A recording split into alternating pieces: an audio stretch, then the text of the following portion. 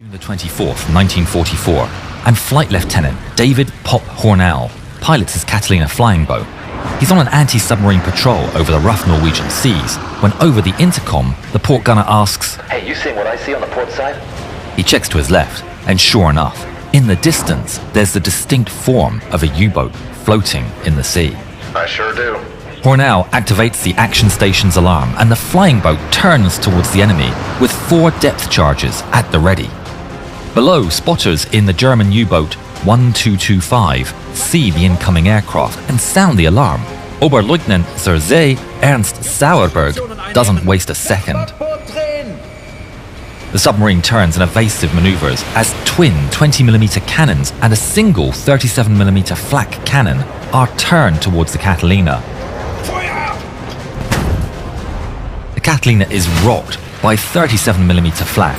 The plane's already shuddering under hits on the fuselage. Cole, radio the base. Keep them updated. Copy that. Hornell orders the radio operator, Sidney Cole, to tell the base their location and situation.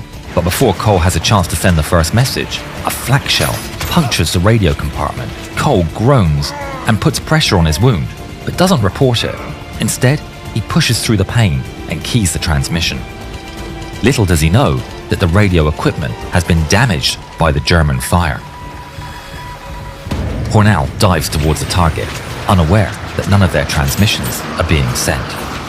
As they get closer, 20mm cannons join the fray, and tracers zip all around. The impacts get ever more frequent, punching holes in the aircraft's thin skin. Hold on. The crew feel a violent shake and are horrified to see pieces of the right wing being torn off. Flak bursts by the right engine, and it starts shaking violently. Hornell fights with the aircraft as it starts to drift off course, the mounting damage making it ever harder to steer. At the nose of the aircraft, the front gunner opens fire at the U-boat with his twin 303 Brownings. Bullets rain around Sauerberg. The Catalina's fire zeroes in on the conning tower as they get closer. Sauerberg's men are struck, and the guns go silent. Ihr Männer, an die Geschütze oder wir sind alle tot! But the incoming fire is too accurate. The Germans can't move as the Catalina's machine guns rip into the conning tower. But then, one of the Catalina's guns jams. The U-boat commander, hearing the strike slow, seizes the opportunity. Geschütze, sofort! The crew jump into position and they open fire on the incoming Catalina. Hornell's blood runs cold as he sees once more a wall of tracers coming up at them. The Catalina's hit again with German fire ripping through the wings and fuselage. A glow comes from above, and Hornell looks up to see the damaged engine with flames gushing out of its cowling. Starboard engine on fire. Shutting it down. The second pilot shuts off the engine, but it doesn't stop the fuel leak. The ball of fire grows as a plane barrels towards the enemy submarine. Sauerberg is staring at a rapidly approaching ball of fire and orders evasive maneuvers. Voll nach Backbord! Above, Hornell is fully committed. Seeing the submarine turn left, he makes an adjustment at the last possible moment. And then he releases the depth charges. Below, Sauerberg watches the Catalina roar overhead as it drops its payload. Gott im Himmel. The depth charges splash perfectly around the submarine. It's ahead. It's ahead. The aircraft shakes even more violently. Hornell looks up at the flaming engine spinning in the wind. He sees it shake its own mounts apart. The rivets and bolts come undone. The fuel and parts of the engine rip away from the wing. Hornell knows they're not going to make it home. We're going down. Brace yourselves, men. The men all hold on, except Cole, who frantically signals SOS messages as Hornell prepares to land. The sea below is rough, but they've no other choice. Hornell turns his Catalina into the wind and prepares for landing. The floats lower, and the remaining engine is brought to idle. The waves only appear to get bigger as the plane gets closer to the surface. Brace for impact. Cole keeps keying SOS until the last possible moment, when he stops and braces for impact. The Catalina hits the first wave, but there's a strong headwind. The force bounces the airplane and it surges 150 feet back up into the air. Hornell wrestles with the controls, and in a split second, he aligns the Catalina for a second impact. They slam into the next wave, and the plane once again launches, reaching 50 feet before plunging back down towards the water. The still burning Catalina bursts through multiple waves before finally coming to a rest. Get out! Hornell urges on his men as he knows the Catalina can explode at any second. Flight engineer Donald Scott inflates a dinghy out of the left blister while fellow engineer Fernand Laurent inflates one from the right. You all get on board! I'll push it! Hornell and some of the men jump into the freezing cold water to push the dinghy away. Cole bundles onto the dinghy and makes sure to secure the survival rations as the men start pushing. But then he remembers the radio. Wait, the radio! Hornell barely has time to understand what Cole has just said before Cole starts swimming back towards the Catalina. What are you doing? We need the radio. They won't find us. Don't! It's too late! Hornell is right. The men watch painfully as the Catalina is engulfed in flames and sinks under the waves. They begin helping one another onto the dinghy. The inside of the dinghy is already beginning to flood as the men try to board. Hornell uses a helmet to throw water overboard, but then there's a cry. We're missing someone. Hornell's filled with dread and immediately gets to the edge and counts the heads. There's only 7. There's meant to be 8. It's Laurent. Fighting down panic, Hornell scours the rolling waves for his missing man. They see nothing as the dinghy rises and falls in the heavy waves. They catch a glimpse of a second dinghy that's also cresting a wave in the distance. There he is! They push furiously through the swell, rushing to catch up with their friend. The men on the dinghy direct as they see their friend also paddling towards them. But then they crest another wave and see Laurent's dinghy empty. Go faster!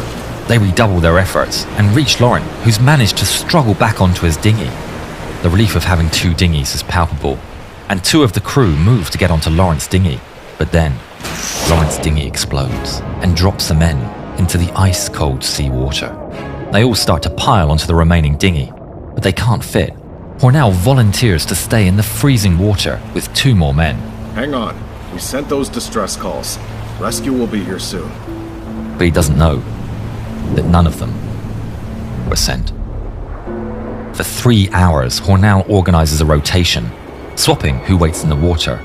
Hoping to delay hypothermia, Hornell assigns himself to stay in the freezing water the longest.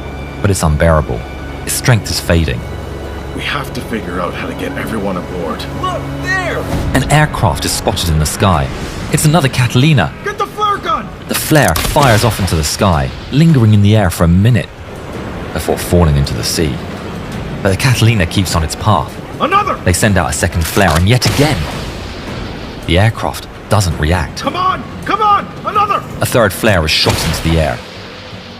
Seconds drag on.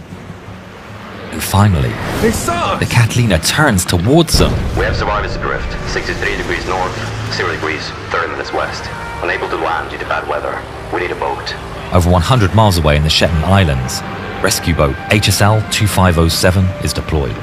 The Catalina stays circling over the stranded men, and they signal in Morse code. High speed launch on the way, help coming. Then sometimes later it signals, U-boat killed. The men cheer. They might just make it out of this. Every wave is torture, and they're having trouble holding on. A wave lifts up their dinghy and throws the entire crew overboard. Hornell emerges from the water, disoriented. The dinghy's getting pushed by the wind, and his men lay scattered around him. He clings to the lifeboat, counting heads. Everyone's here? They struggle to turn it over in heavy waves, and one by one, they help each other climb aboard and rebuild their barely stable setup. Water starts to fill the dinghy, and without the bucket and their strength fading, the small dinghy floats lower and lower, partially submerging some of the men in the freezing sea. The situation is desperate. Hornell's vision starts to blur. The men huddle in search of any warmth. Laurent starts to go delirious. Laurent? Stay awake. Please, Laurent! Hornell and his men try to talk with him to keep him focused. But it's no use. He's gone. The men are devastated. Hornell makes a difficult decision to push Laurent's body overboard. Up above, the Catalina's running out of fuel. There's no choice. The crew radios the men's position one last time and turns for home. The men stifle back tears as they watch their hope fly away.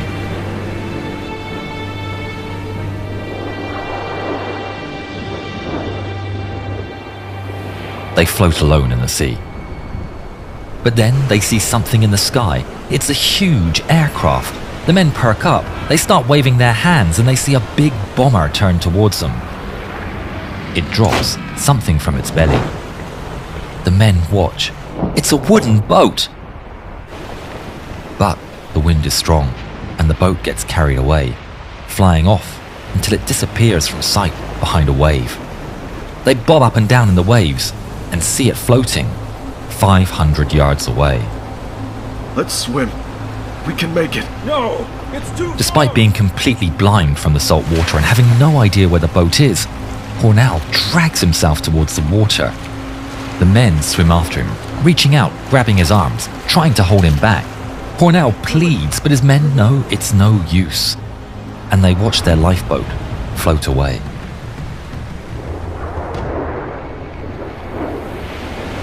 A spotlight appears over the waves, illuminating the men. The rescue boat has finally arrived. Contact. We found them. After 21 long hours, the survivors of the Catalina are pulled from the sea. Laying on the dinghy, Hornell looks up, staring through his blurred eyes at the scene of his men being lifted out of the water.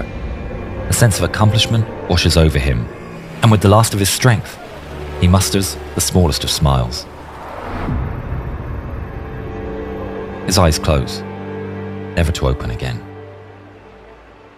The sailors on the rescue boat attempt to revive him for 4 hours, but it's no use. Thanks to Hornell, 5 survivors would all make a full recovery and survive the war. David Ernest Hornell was posthumously awarded the Victoria Cross, and it was received by his wife. Of his late commander, Second Pilot Denomi later stated, "Outstanding about Flight Lieutenant Hornell was his marvellous ability in flying such a badly damaged aircraft, especially in the face of strong enemy fire. His courage and bravery throughout marked him as a great man. Words cannot do justice to the fine job he's done." Poor souls. Those U-boat hunters have a devil of a job. Have you heard how an American destroyer had a fist fight with the U-boat crew? Watch this story and see the whole thing.